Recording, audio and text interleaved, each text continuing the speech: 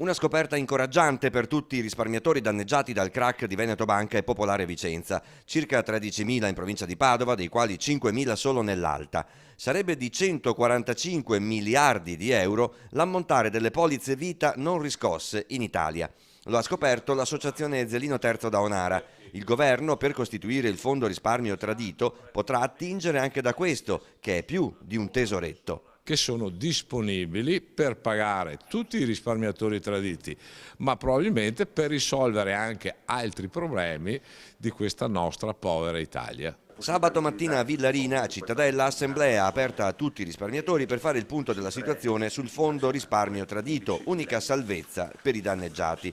C'è molta attesa di conoscere se e come il governo ancora in carica e quello che verrà daranno la possibilità di accedere con facilità, senza paletti, come dice lo slogan dei comitati, al fondo di ristoro.